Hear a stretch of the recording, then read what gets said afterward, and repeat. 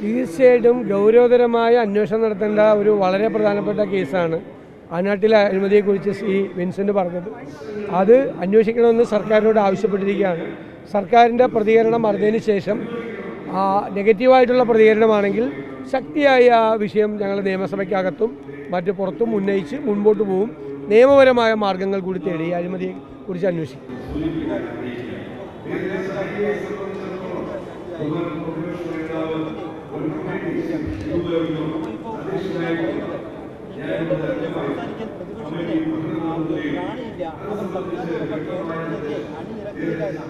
അല്ല, ഏത് മന്ത്രിയാണ് പറഞ്ഞത്? ഈ മന്ത്രി ഈ ഗ്രഹത്തിലല്ല ജീവിക്കുന്നത്. ആദ്യമായി വയനാട് സംഭവത്തിൽ കേന്ദ്ര അവഗണനയ്ക്കെതിരായി സംസാരിച്ചത് ആരാണ്? It's on record. നിയമസഭയ്ക്കകത്ത് റെഫറൻസിൻ്റെ സമയത്ത് ഞങ്ങളാണ് ഈ വിഷയം ആദ്യം പറഞ്ഞത്. കേന്ദ്രം അവഗണിക്കുകയാണ്, കേന്ദ്രം പണം. ഈ മുഖ്യമന്ത്രി എന്ന് മുതലാണ് ഇത് പറഞ്ഞു തുടങ്ങിയത്? കേന്ദ്രം അവഗണിക്കുന്നത് എന്ന് മുതലാണ് മുഖ്യമന്ത്രി പറഞ്ഞു തുടങ്ങിയത്? ആ മുഖ്യമന്ത്രി പറഞ്ഞു തുടങ്ങുന്നതിന് മുമ്പേ എത്രയോ ദിവസങ്ങൾക്ക് മുമ്പ് ഞങ്ങൾ കേന്ദ്ര അവഗണനയ്ക്കെതിരായി സംസാരിച്ചു. ഇപ്പോൾ ഇന്നലെ മറ്റേ ഹെലികോപ്റ്ററിൻ്റെ തുക സർക്കാരിൽ നിന്ന് വരണമെന്ന് പറഞ്ഞപ്പോൾ ഞങ്ങൾ എതിർത്തില്ല. ഇതിനെ പ്രിയങ്ക ഗാന്ധിയുടെ നേതൃത്വത്തിലല്ലേ കേരളത്തിലെ MP-മാർ പോയി അമിത്ഷായെ കണ്ടത്? പാർലമെൻറ്റിൽ ഞങ്ങൾ ശക്തിയായി ഉന്നയിച്ചില്ലേ?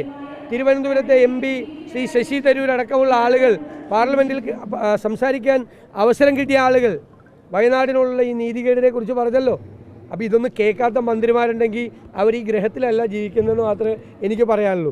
പിന്നെ അവരുടെ കൂടെ പോയി സമരം ചെയ്യണം, അത് ഞങ്ങൾ ആലോചിക്കണം. 3 പ്രാവശ്യം ആലോചിച്ചിട്ടേ ചെയ്യുള്ളൂ. ഞങ്ങൾക്ക് സ്വന്തമായി സമരം ചെയ്യാനുള്ള ത്രാണി ഞങ്ങൾക്കുണ്ട്. ഇവരുടെ കൂടെ നിന്ന് സമരം ചെയ്യേണ്ട ആവശ്യമില്ല. ചോദ്യപേപ്പർ ചോർച്ച എന്ന് പറയുന്നത് എന്തൊരു അപമാനകരമായ കാര്യമാണ്. വേണമെങ്കിൽ ഗവൺമെൻറ് എന്ത് നടപടിയാണ് എടുക്കുന്നത്? ഇത് 1-2 പ്രാവശ്യമല്ല, നിരന്തരമായി ഈ ട്യൂഷൻ നടത്തുന്ന ചില സ്ഥാപനങ്ങൾക്ക് വേണ്ടി പേപ്പർ ചോർത്തി കൊടുക്കുകയാണ്. അത് ഭരണകക്ഷിയുമായി ബന്ധപ്പെട്ട ചില അധ്യാപക സംഘടനകളിലെ ആളുകളാണത് ചെയ്തു കൊടുക്കുന്നത്. എല്ലാവർക്കും അറിയാം. എല്ലാവരും അത് മൂടി വെച്ചിട്ടാണ് പറയുന്നത്. അവരാണത് ചെയ്തു കൊടുക്കുന്നത്. അതുകൊണ്ടാണ് ഒരു നടപടി എടുക്കാത്തത്. ഞാൻ നിങ്ങളോടൊരു ചോദ്യം ചോദിക്കട്ടെ. നമ്മുടെ സാമൂഹ്യ സുരക്ഷാ പെൻഷൻ ശമ്പളം മേടിക്കുന്ന സംസ്ഥാനത്തെ ഉദ്യോഗസ്ഥന്മാർ തട്ടിച്ചെടുത്തു എന്നുള്ള പരാതി വന്നു. ധനകാര്യമന്ത്രി പറഞ്ഞു 1400-ലധികം സംസ്ഥാന ജീവനക്കാർ സാമൂഹ്യ സുരക്ഷാ പെൻഷൻ, പാവങ്ങൾക്ക് കൊടുക്കേണ്ട വിധവാ പെൻഷനും വയോജന പെൻഷനും ഒക്കെ ഉൾപ്പെടെ തട്ടിയെടുത്തെന്ന് പറഞ്ഞു. എന്തുകൊണ്ടാണ് അവരുടെ പേര് പറയാത്തത്?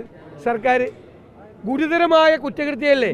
സംസ്ഥാനത്തെ സർക്കാരിൻ്റെ കീഴിൽ ജോലിയുള്ള ഒരു ഉദ്യോഗസ്ഥൻ പാവപ്പെട്ടവർക്ക് കിട്ടേണ്ട പെൻഷൻ തട്ടിയെടുത്തു എന്ന് പറയുന്നത് ഗുരുതരമായ കുറ്റമല്ലേ? പേര് പറയില്ല. എന്താ പേര് പറയാത്തത്? പേര് പറഞ്ഞാൽ CPM-വുമായി ബന്ധപ്പെട്ട ആളുകളുടെ വലിയ നിരയിലുണ്ടാവും. അവരെ രക്ഷപ്പെടുത്താൻ വേണ്ടി ഇറങ്ങിയിരിക്കുക. മനസ്സിലായ? ഏറ്റവും വലിയ ക്രിമിനൽ കുറ്റമല്ലേ ഇത്? സംസ്ഥാനത്ത് നിന്ന് ശമ്പളം മേടിക്കുന്നു, ഒപ്പം പാവപ്പെട്ടവർക്ക് കിട്ടുന്ന പെൻഷനും മേടിക്കുന്നു. അതിനേക്കാൾ വലിയ ക്രിമിനൽ കുറ്റമുണ്ടോ? എന്നിട്ട് പേര് പറയില്ല, പുറത്ത് പറയില്ല. പേര് പറഞ്ഞാൽ നാട്ടുകാർ ഇറങ്ങി തല്ലുവന്മാരെയൊക്കെ. ഈ ആളുകളെ കബളിപ്പിക്കുന്നതിന് ചെയ്യില്ലേ? പേര് പറയില്ല. അതാണ് പേര് പറയില്ല. ഈ ചോദ്യക്കടലാസ് ചോർച്ചയ്ക്ക് പുറയിൽ ഇവർ തന്നെ പല സ്ഥാപനങ്ങളിൽ നിന്നും പണം മേടിച്ചിട്ട് ചോർത്തി കൊടുക്കുക. അപ്പോൾ അത് ആരാ അന്വേഷിക്കുന്നത്? അന്വേഷിച്ചാൽ CPM-വുമായി ബന്ധപ്പെട്ട ആളുകൾ ഉൾപ്പെട്ടിട്ടുള്ള ഏതെങ്കിലും കേസ് അന്വേഷിച്ചാൽ നവീൻ ബാബുവിൻ്റെ കേസ് അന്വേഷിച്ച പോലെയാവും. നവീൻ ബാബുവിൻ്റെ കേസ് എന്തായി? CBI അന്വേഷണത്തെ ശക്തിയായി എതിർക്കാണ്. ഡൽഹിയിൽ നിന്ന് വക്കീലിനെ കൊണ്ടുവരാമെന്നാണ് എനിക്ക് പേടി, CBI അന്വേഷണത്തെ എതിർക്കാൻ വേണ്ടിയിട്ട്.